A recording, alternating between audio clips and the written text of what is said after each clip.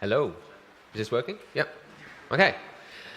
Last year, I made a $1,000 bet with my younger cousin. Normally, when siblings make bets, it's over something fun like, doing a backflip on a motorcycle or something crazy like that. But mine was purely artistic. So the bet was I had to get 1,000 likes on ArtStation within 6 months for something that I'm terrible at, which is 2D painting and drawing. And to make things more interesting, if I actually succeeded, I would actually get nothing. So the deal was if I failed, I would give him $1,000, and if I succeeded, I'd get nothing. So why would I do that, right? Why put myself through that? Basically, I've always wanted to learn painting, but somehow the motivation was never there. And then I learned about loss aversion, which is that you're much more motivated to stick with something when you have something to lose. And it worked. So for the next 6 months, almost every single day, I was drawing, painting, going to drawing classes on weekends, all sorts of things, learning to draw. And I'm pleased to say that with just 3 days left in the challenge, I disappointed my cousin by reaching the 1,000 likes on ArtStation. Now, I don't say this to impress anyone, of course. I say it because while I learned a lot about drawing and painting, I learned a lot more about how to be an effective artist. Because previous to this, the way I'd learned Blender was the way most people learn new things, which is, they learn it when they have time, they, drift around, they watch tutorials wherever. But when you have something to lose, like $1,000, it really throws things into question. So what I've done is I've distilled down the 7 biggest lessons, the 7 biggest habits into this presentation. And throughout it, I'll also talk about the habits that some of the world-class professionals today use. So you'll learn what, for example, Stephen King, Pixar, and even Kanye West have in common. So, guys interested? Yeah. All right, good, yay. Okay, so first habit is, deceptively simple. Daily work. You need to be working on your task, your artwork, whatever creative goal you have, every single day. Now, when you think of this, you think, why every single day? Why can't I just do it when I have time? Like, if I worked 1 hour Monday to Friday, by the weekend, that's just 5 hours. Why can't I just do 5 hours on Saturday or Sunday, right? Well, the thing is that these large blocks of time that we imagine, they very rarely ever pan out. And this is why most great artists across history achieved whatever it is that they do, writing books, writing music, whatever it is, by putting in time every single day. So, for example, J.K. Rowling wrote The World of Hogwarts, Harry Potter, across 5 years. And she did that whilst raising a child. And instead of waiting for these big, grand moments where she'd have free time on a weekend far away where she could block it off with the child's at a babysitter, she worked on it any spare chance she had every single day. Jerry Seinfeld wrote the Seinfeld series by putting an X on the calendar for every single day that he wrote jokes.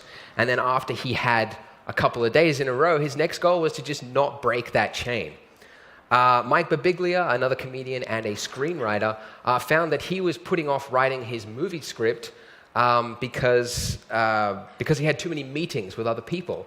So instead what he did something interesting, which was to make himself a meeting with his script every day at the cafe, to sit down for 2 hours at a laptop and type away. And he found by doing that, he wouldn't put it off.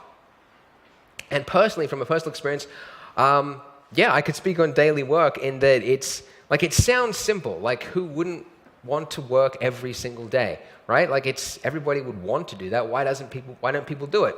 And the thing is that after you've worked a whole day at the office, listening to your boss ramble about stuff, you come home, you're tired. Last thing you want to do is punish yourself by learning something new. Instead, you end up on Netflix, Reddit, video games, whatever it is, right? So one thing that I found worked for me was to agree to do the smallest amount of work possible. So in my case, it was to put the pencil on a paper and draw one line. So on days when I felt like, I can't do anything, I don't want to do anything, I've had such a tough day, I just want to sit and relax, I'd say, all right, well, can I do one line? So I go, all right, I can do one line. So the thing is by the time you clear the table, get the notebook out, you get all your pencils ready, you get the sharpener, you get the eraser, you get the chair, the lighting, you sit down. By the time you do all that, of course, you don't stop at one line. Before you know it, you've done a couple of hours and you've just lost track of time. So that getting started is often the hardest part about it. Once you can do that, it's fine. So that's what worked for me. Obviously, it's a much bigger topic, motivation. There's a bunch of books on it if you're interested. Daily work, it always trumps short sprints. The word Trump looks funny now, doesn't it? It's like, it's changed its meaning. Number 2, volume, not perfection. Right, now, honestly speaking, who here would consider themselves a bit of a perfectionist when it comes to their artwork? Show of hands. Most people, right? Most artists have this affliction, and a lot of artists would actually consider it one of their strengths, to be a perfectionist. Now, while you should be striving for a high standard of excellence and for bettering the work that you did last, being a perfectionist actually undermines your growth because it prevents you from reaching the next epiphany, the next lesson. So Ira Glass from the famous This American Life radio show said it best by saying that the most important thing you can do is a lot of work. It's only by going through a volume of work that you're going to close the gap. Or to give a more well-known example, think of Picasso, okay? Most people can really only pinpoint sort of a handful of his works and go like, yeah, that's Picasso, right? We know that. But actually, his library of work includes 1,800 paintings, 1,200 sculptures, 2,800 ceramics, and 12,000 drawings, and this isn't including prints, rugs, or tapestries. So Picasso has a huge volume of work, and most of us can really only pinpoint the hits, the big ones that really went on to success. So he has this huge volume of work. And if you're wondering if the volume of work had anything to do with the success, researchers say that it did. So they did a study on 15,000 musical compositions from Beethoven, Mozart, things like that. And they found that the more compositions that a composer produced in a 5-year period, the greater spike in the odds that they actually created a hit. So volume is very important. Speaking from a personal standpoint, I found that when I was creating these 2D works, that the perfectionism stage, that last little bit where you've done most of the work, but tweaking it, zooming in really closely, and getting the fine details and the shadows and the lighting and all that kind of stuff, it eats up a lot of time. And the interesting thing is that you don't actually learn a lot in that last bit. The majority of the learning comes in the stuff before it, where you're putting down the big shapes, getting the anatomy of the face, all that stuff, right? That's the stuff that takes, that you learn the most from. The stuff at the end, that's easy. It's putting reference next to the thing, zooming in closely, and just painting over it. And that's the stuff that eats up a lot of time. So my point is that if you're a perfectionist, you're not able to get to the next lesson, to get to the next big epiphany. So, volume, not perfection. Get on with your next work. That's number 2. Number 3, steal. Right. So, it's common to look at the work of our idols and just assume that they were born to do whatever it is they do. That Rembrandt, first time he started painting, he just had this idea for how to paint light and shadow. Or that Quentin Tarantino just was born to make these fun, interesting stories, right?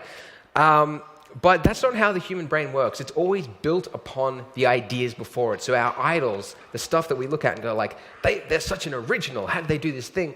They built upon stuff, their idols, stuff that they loved.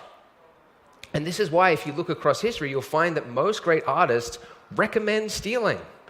So David Bowie says, the only art I'll ever study is stuff that I can steal from. Steve Jobs openly admitted in an interview that they're shameless about stealing their great ideas. And you've got Banksy stealing the stealing quote from Pablo Picasso. Love that one. So if you're curious, like, well, why are all these people suggesting stealing? Stealing is immoral. That's what we grew up with. That's wrong. Well, there's a difference between good theft and bad theft, and this is outlined in the book Steal Like an Artist. Really, there's a list there, but the one that really stands out to me, the most important one, is third from the top. Stealing from many versus stealing from one person. You steal from one person, that's called plagiarism. You steal from many, people can't tell. Or, as Gary Painter put it best, if you have one person you're influenced by, everyone will say that you're the next whoever.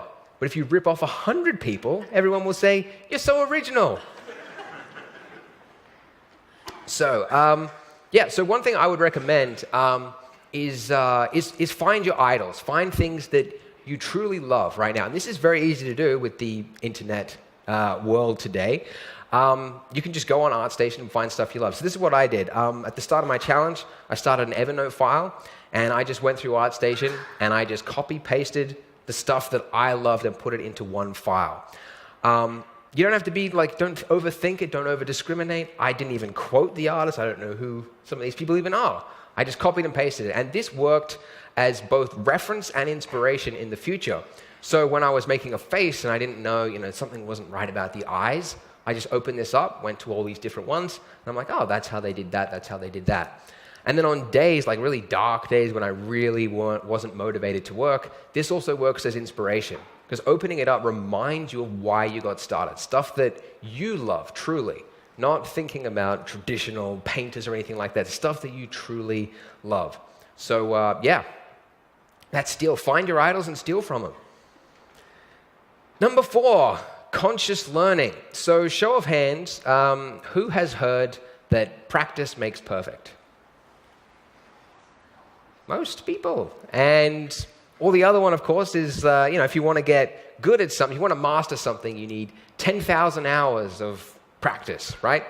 Well, I used to think this was the case, and this was the advice that I give to people in my podcasts or my tutorials. I say, if someone emails and says, I want to get good at Blender, I say, you got to practice. Practice, practice, practice, practice, practice.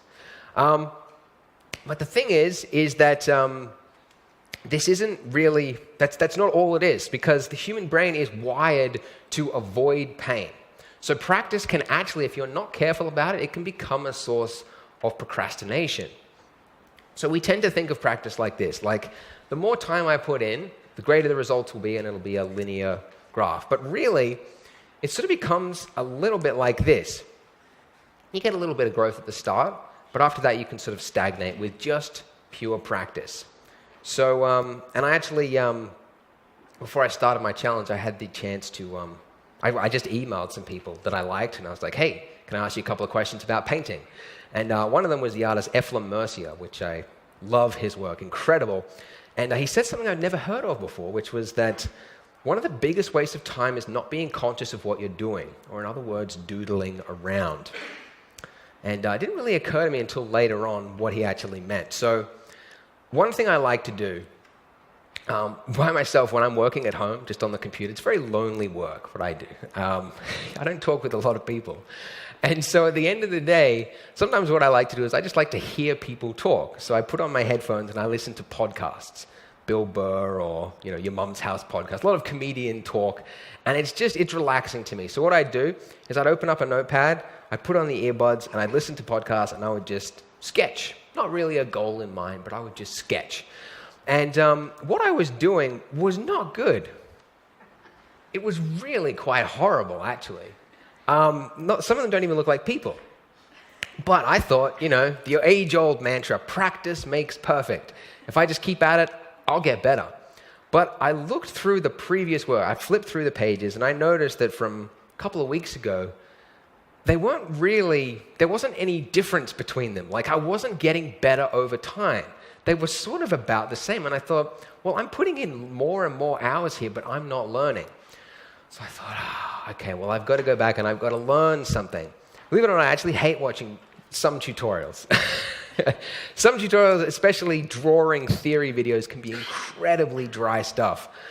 My wife took this photo of me when I was watching a facial anatomy course. One of the most boring courses I ever sat through. But I did this and I hated it. Like, end of the day, I don't want to challenge myself. And I'm sure you can relate to it after you've done a hard day. If you're going to sit down with Blender, sometimes you just want to do what you know, right?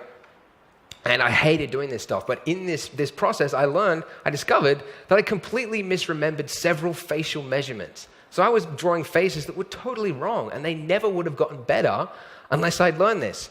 So after I completed this, my faces improved almost immediately, just like that, because I stopped to relearn. Had I continued just practicing, practice makes perfect, it wouldn't have gotten better. So really, this graph looks a bit better like this.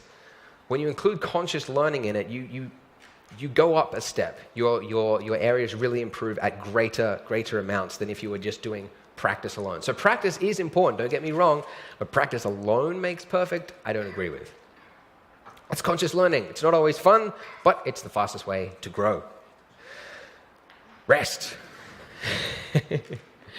So who has had an experience where maybe you're working on a scene in Blender and then you're just stuck. You hit a brick wall, you don't really know what's going on, and you're just stressed out. Who's had that experience before?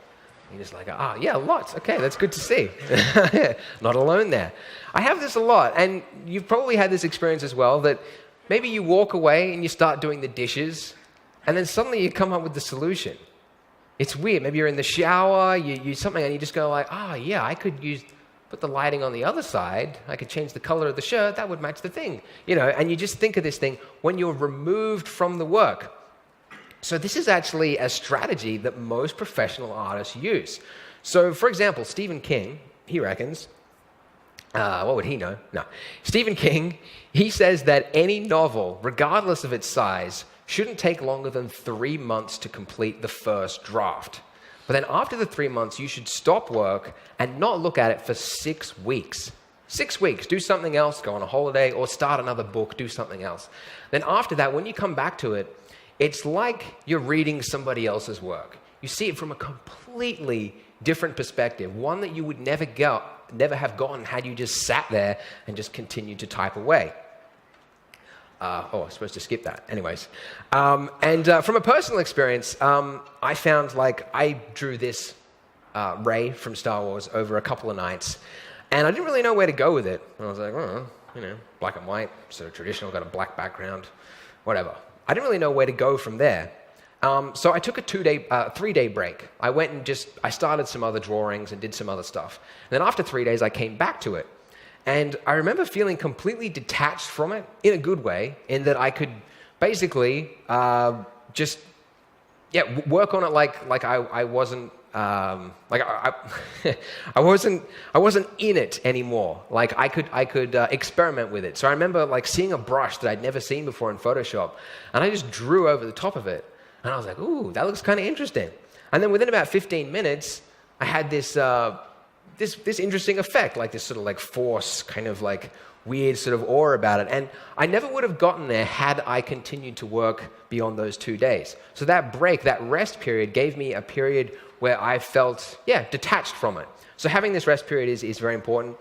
It's also actually now what we do at Blender Guru as a strategy. So if we've got 3 artworks we want to create for a trailer, like Grass Essentials trailer or something, instead of doing all 3 of them, we complete one to completion, then start the next one, and then the next one to completion, start the next one, we do all 3 of them simultaneously.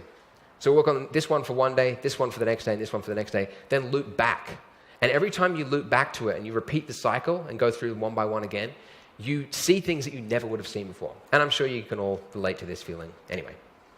So that's rest. Take a break, and see your work with fresh eyes.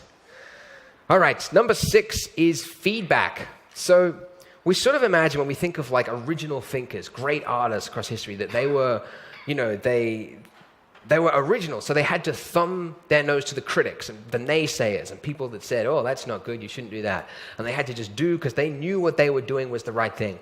But if you actually look at professional artists and you listen to interviews or biographies, you'll find that the exact opposite is true. They seek feedback more than anyone. And that's the one thing I found true, looking across musicians, writers, anything like that. They all seek incredible amounts of feedback. So for example, Pixar, they have a room, I believe it's called the Brain Trust, which is that when you walk in the room, your role is removed and you are free to speak your mind. So you could be a junior artist day one, and you could sit down and you could say, this movie sucks. Just like sitting next to you could be the CEO of Disney, and you both have equal say in it, and you're not going to get fired, you're not going to get any repercussions. It's a free process to speak your mind. And this, Ed Catmull, the co-founder of Pixar, says is one of the most crucial parts to their success.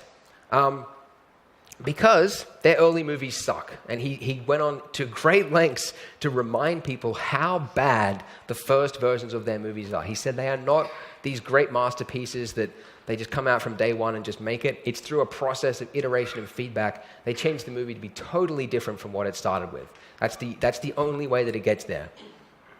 And in terms of people seeking feedback, the one person you'd imagine that would be least inclined maybe to seek feedback will be maybe this guy, right? Guy that's sort of sure of where he's going, right? Kanye West.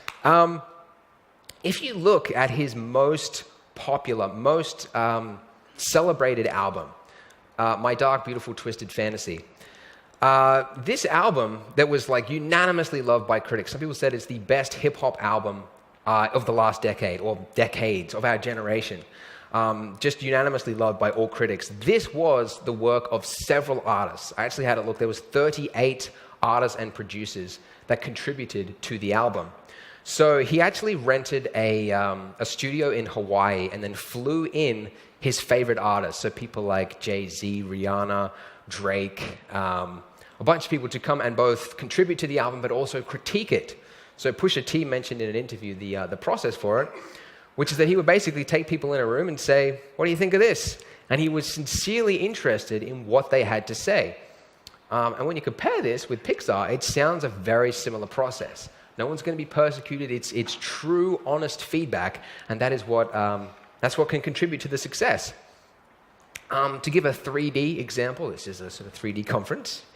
Gnomon School, right? Who knows Gnomon? You guys heard of Gnomon? Yeah, great stuff. They are actually the number one CG school in the world. I think they have a 97% placement rate, and I think the second school underneath that is like 50%. Like crazy. They're doing some amazing stuff there. And they actually came to Australia, to Melbourne, and they had like a weekend event, and I went there. And yeah, I was talking with Alex Alvarez, who's the founder, and he was saying that although all students there have a high standard of excellence, they in every classroom there's about one or two people that are the rock stars that will go on to huge amounts of success and have no problem finding work in the future. And so I asked him, I said, well, what separates the rock stars from all the other students? And without missing a beat, he said, they seek criticism and then they actually listen to it. He didn't mention composition, lighting, storytelling, any of that stuff. It was the sole thing that separates the rock stars from the rest of the pack. Very interesting. And from a personal standpoint, I can vouch and say that, I had this work here, wasn't happy with it. I posted it on Twitter. I got a bit of feedback, but I wasn't really sure, where to go with it. And I was actually at the Gnomon event that there was Dylan Ekron there, who's a character artist from Disney. And I came up to him and I'm like, hey, can I show you some work? Bust my balls, tell me what you think of it. And he said, sure. Took out my iPhone, and straight away he pointed out, he goes, you got two different sources of lighting, looks very odd, backlit and frontlit, doesn't match. And also you got two different styles. You've got a cartoony style face, and then you've got some realistic hair. You have to match them up. Like, interesting. Straight away, I knew exactly what he meant, and it only took like a minute, but it saved me hours of work. So my future works, I worked on this, and it improved a lot. All right, I'd hope to say it improved a bit. So that's get feedback. It's worth its weight in gold. Number 7 is to create what you love. So I personally think that motivation is a hugely overlooked area of art. Like, we tend to imagine that the great artists, you could give them any topic and they could make it great. Like, that's what we sort of imagine. But really, if you look at the work that the great artists and musicians of today are making, it's stuff that they are personally interested in. So Christopher Nolan, that's his name, right? Christopher Nolan? Yeah? Christopher Nolan, I don't know why I had a memory blank. He makes movies about things that he's really interested in, about the state of mind and being trapped in things and like sci-fi sort of elements. He's really interested in this stuff. And he builds these stories and these worlds that have a depth that you often don't find and that are sort of missing from some similar movies, right? Elon Musk. He's not an artist, but somewhat successful. His 3 companies, SpaceX, Tesla, SolarCity, he created these companies because he has an interest in humanity and seeing it succeed. So that's just like a personal intrinsic motivation. And it's stuff that he's interested in. I'm sure if he started a company on, I don't know, if he started a bakery, I'm sure it would suck. Because like he's not a genius. Well, he's a genius, but he can't like the Midas touch, that mid thing. I think it's stuff that it's themes that particular artist is interested in. To give a more artistic example, Brian Eno, who's a great artist, makes this ambient music. He said he got into it because he was interested in listening to music that he wanted to hear, and that really shows through his music. And from a personal story, I remember when I was doing some drawings, I was posting them up on Twitter and Facebook and these little sketches and things. And pretty soon, after a couple of months, people said, "Oh, so you're only going to draw cute girls?" And I was like, it affected me. I'm like, oh no, I'm going to become one of those guys that just draws cute girls. I'm like, and this was like family members telling me, people online, people on Instagram, they're like, oh, well, you just draw girls, And so I was like, I got to balance it out. I got to start drawing some dudes, right?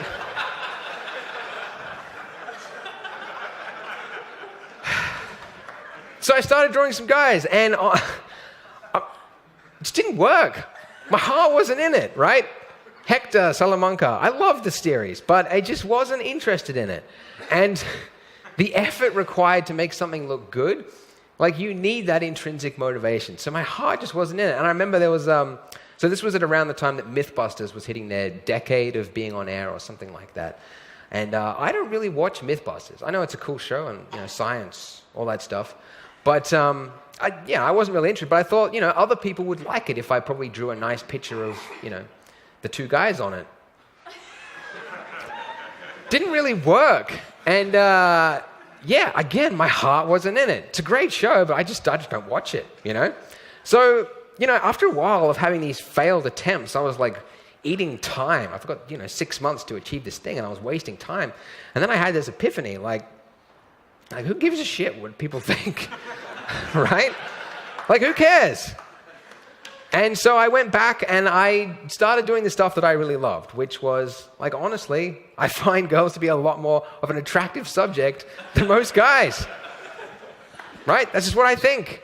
And look, there's enough red tape in life, like the government telling you what you can do, your boss telling you what you can work on. Art is one of the few fields where you get to do what you truly are interested in. And so I personally think that when you start letting other people interfere and tell you what you should and shouldn't do, I think it's a big mistake. So create what you love. You'll make better work, honestly you will, and you'll stay motivated in the long run. So that's the summary. Daily work, put in work every single day. Focus on habit building, very important. Don't be a perfectionist, although you think it's a good thing, it's generally not. Find your idols, steal from them. And conscious learning, although it kind of sucks, you do need to go through and find what your weaknesses are and attack them. Have a break. That's often better than just working through it. Get feedback from everybody. It's not a good thing to be putting your head in your sand and going through it. And then finally, create what you love. Thank you.